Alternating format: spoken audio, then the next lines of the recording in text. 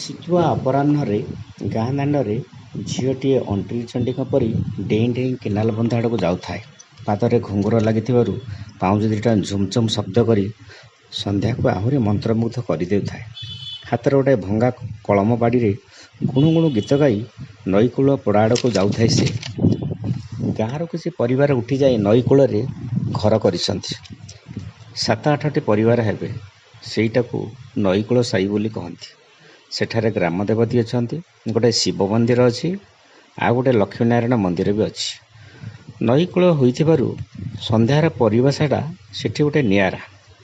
ସନ୍ଧ୍ୟା ଆଳତି ସମୟରେ ସେଠାରେ ଗୋଟେ ନୂତନ ଭାବାବେଗ ପରିବେଶ ସୃଷ୍ଟି ହୁଏ। ଝିଅଟି ସବୁଦିନେ ସେଠାକୁ ସନ୍ଧ୍ୟା ଆଳତି କରିବାକୁ ଯାଏ। ନା ତାର ବତାସି। ଚାଲିଚଳନ ଢଙ୍ଗରଙ୍ଗ ଯୋଗୁଁ ଗାଁ ଲୋକମାନେ ତାକୁ ବତାସି ବୋଲି ଡାକନ୍ତି। ନିକଟସ୍ଥ ପଦ୍ମପୁର ହାଇସ୍କୁଲରେ 10ମ ଶ୍ରେଣୀରେ ପଢ଼େ ସେ। ଗ୍ରାମର ସବୁ ଘରର ମୁରବୀ ସେ।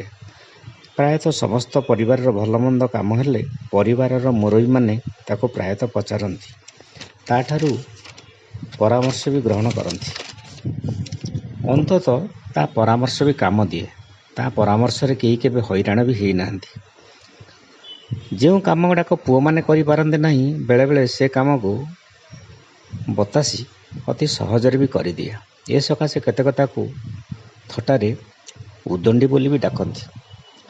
ବତାସି ହେଲା ପହଲି ବାବୁଙ୍କ ବଡ଼ ଝିଅ। 4 ଭାଇରେ ଗୋଟିଏ ଭଉଣୀ। ଝିଅଟି ବଡ଼। ତଳକୁ ତଳ 2 ବର୍ଷ ଲେଖା ଅନ୍ତରରେ 4 ଭାଇ। ଗେହ୍ଲାରେ ତା ମା ତାକୁ ପାଞ୍ଚାଳି ବୋଲି ବି ଡାକେ। ସେଦିନ ଗାଁ ମୁଣ୍ଡରେ କଥା ହେଉ କୁଞ୍ଜବାବୁ କହିଲେ, ଆରେ ପହଲି, ତୋ ଝିଅର ବାହାଘର କରିବୁନି କି?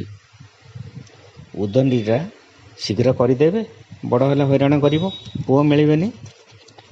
ନାଇଁ ମ କକା, ସେ କଥା ନୁହେଁ ଯେ ପୁଅମାନେ କେହି ଏପର୍ଯ୍ୟନ୍ତ ଲାଗିନାହାନ୍ତି। ବାହାଘର ଖର୍ଚ୍ଚ ପାଇଁ ଜମି ବିକିବାକୁ ଇଚ୍ଛା ହେଉନି। ତଥାପି ଏ ସନ ଝିଅଟା BA ପାସ୍ କଲା। ଆର ସନକୁ ବଡ଼ଟା ଚାକିରି କରିଗଲେ ତା ବାହାଘର ପ୍ରତି ଧ୍ୟାନ ଦେବି। ହଉ ଦେଖ, ଆଉ ଢିଲା ମାରନା। ଏକଥା କହି କୁଞ୍ଜ କକା ତାଙ୍କ ବାଟରେ ଚାଲିଗଲେ। କଥାଟା ଶୁଣିଲା ପରେ ପହଲି ବାବୁଙ୍କ ମୁଣ୍ଡ ଚକ୍କର ଧରିଲା। ସେ ସିନା କଥା ଆଡ଼େଇ ଚାଲିଗଲେ, କିନ୍ତୁ ଝିଅ ବାହାଘର କଥା ମୁଣ୍ଡରେ ପଶିଯିବାରୁ ତାଙ୍କୁ ବଡ଼ ଅଡ଼ୁଆ ଲାଗିଲା। ମନ ଖରାପ କରି ଘରକୁ ଫେରି ଆସିଲେ ପହଲି ବାବୁ। ଘରେ ପହଞ୍ଚିବାରୁ ବତାସି କହିଲା, ବାବା, କ'ଣ ଫେରି ଆସିଲ? ତମେ ପରା ଆର ସାହିକୁ ସାରୁ ଆଣିବାକୁ ଯାଇଥିଲ ନା? ନାଇଁ ଲୋ ମା, ଏମିତି ଫେରି ଆସିଲି। ଆଜି ହାଟ ପାଳି ତ, ହାଟକୁ ତ ଯିବି, ସେଇଠୁ ନେଇ ଆସିବି ଆଉ। ହଉ, ବତାସି ସମ୍ମତି ଜଣାଇଲା। ମା, ଗୋଟେ କଥା ପଚାରିବି? ପହଲି ବାବୁ ଝିଅ ବତାସିକୁ ପଚାରିଲେ। କ'ଣ କହୁନ? ବତାସି କହିଲା, କଟକ ପିଠାପୁରର ଗୋଟେ ପ୍ରସ୍ତାବ ଆସିଛି ତୋ ବାହାଘର ପାଇଁ। ପିଲାଟି ନାଲକୋରେ ଚାକିରି କରିଛି, ବୁଝିବି? ପହଲି ବାବୁ ତାକୁ ପଚାରିଲେ। ଏତେ ଶୀଘ୍ର କାହିଁ ଯେ? ତମେ କ'ଣ ଏତେ ଶୀଘ୍ର ମୋତେ ବିଦା କରିଦେବାକୁ ବସିଛ? ମୁଁ କ'ଣ ତମକୁ ହଇରାଣ କରୁଛି, ନା ତମ ନାଁ ପକାଇ ଦେଉଛି ଯେ ମୋତେ ବାହା କରିଦେବାକୁ ଲାଗିଛ? ଟିକେ ନରମ କଣ୍ଠରେ ବତାସି କହିଲା, ନାଇଁ ଲୋ ମା, ସେ କଥା ନୁହେଁ। ତୋ ମାଆଟା ନାହିଁ, କେତେ ଦିନ ଯାଇ ଭାଇମାନଙ୍କର ସେବା କରିବୁ? ତୋତେ ହାତକୁ ଦି ହାତ କରିଦେଲେ ଶାଶୁ ଶ୍ୱଶୁରଙ୍କ ସେବା କରିବୁ। ମୁଁ ଋଣମୁକ୍ତ ହେବି। ହଉ, ଯଦି ବୁଝୁଛ ବୁଝ, କିନ୍ତୁ ଗୋଟାଏ କଥା, ଘରର ବଡ଼ ବୋହୂ ହେବି। ଏଠି ଯେମିତି ମାମଲତି କରୁଛି ସେଠି ସେମିତି ମାମଲତି କରିବି। ଅଣ୍ଟାରେ ମୋର ଚାବି ନେନ୍ଥା ଝୁଲେଇବି। ସମସ୍ତଙ୍କୁ ହାକିମି ଦେଖେଇବି। ଯେଉଁଠି ସରଳିଆ ଶାଶୁ ଶ୍ୱଶୁର ଥିବେ ସେଇଠି ବୁଝିବ। ହଉ, ହସି ହସି ପହଲି ବାବୁ କହିଲା। ତାମାନେ ତୁ ଘରର ବଡ଼ ବୋହୂ ହବୁ ତ? ହଁ, ହସି ଦେଇ ଭିତରକୁ ଗଲା ବତାସି। ଆଜି ବତାସିର ବାହାଘର। କଟକରୁ ବରଯାତ୍ରୀ ରୋଷଣୀ କରି ଗାଁ ଫଟେଇ ସାହି ଭିତରକୁ ମାଡ଼ି ଆସୁଥାନ୍ତି। କଟିକିଆ ବରଯାତ୍ରୀ, ଥାଟ ବାଟ ଅନେକ। ବାଣ ରୋଷଣୀ ଗାଁ ଦାଣ୍ଡ ଦୁଲୁକୁଥାଏ। ପାଟ ଶାଢ଼ୀ ପିନ୍ଧି ଉଦଣ୍ଡିଟା ଗୋଟେ ସୁନା ପରି ପରି ଦେଖାଯାଉଥାଏ।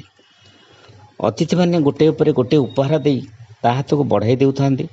ତା ସାଙ୍ଗେ ସାଙ୍ଗେ ଚିତ୍ର ଉତ୍ତୋଳନ ବି କରୁଥାନ୍ତି ମୋବାଇଲରେ। କୋଳାହଳରେ ପୁରି ଉଠୁଥାଏ ଉତ୍ସବ ସ୍ଥଳଟା। ହଠାତ୍ ସୁ କରି ଗୋଟେ ରକେଟ ବାଣଟି ଆସି ପଡ଼ିଗଲା ମଞ୍ଚ ପାଖରେ। କିଏ କିଛି ଭାବିବା ପୂର୍ବରୁ ବିସ୍ଫୋରଣ କଲା ବାଣଟି। ହୋ ହାଲା ଧୂଆଁରେ ପୁରି ଉଠିଲା ଉତ୍ସବ ସ୍ଥଳ। ଏହା ଭିତରେ ମୋ ଝିଅ କହି ଧୂଆଁ ଭିତରୁ ନିଜ ଝିଅକୁ ଖୋଜିଲେ ପହଲି ବାବୁ। ପାଟ ବସ୍ତ୍ର ପରିହିତା ମଙ୍ଗଳା କନ୍ୟାଟା ଶୋଇଯାଇଛି ମଣ୍ଡପ ଉପରେ ଜରାଜୀର୍ଣ୍ଣ ମୁହଁକୁ ନେଇ। ମୁଣ୍ଡ ବାଡ଼େଇ କାନ୍ଦୁଥାନ୍ତି ପହଲି ବାବୁ। କହୁଥାନ୍ତି, ଉଠିଯା ଉଦଣ୍ଡି, ଉଠିଯା। ତତେ ପରା ବଡ଼ ବୋହୂ କରିବି ବୋଲି କହିଥିଲି। ଦେଖ ବଡ଼ ପୁଅ ଦେଖି ଜ୍ୱାଇଁ ଆଣିଛି। ଉଠିଯା ମା, ଉଠିଯା। ଅନ୍ୟମାନେ ପହଲି ବାବୁଙ୍କୁ ଉଦଣ୍ଡି ଠାରୁ ଅଲଗା କରି ନେଉଥିଲେ।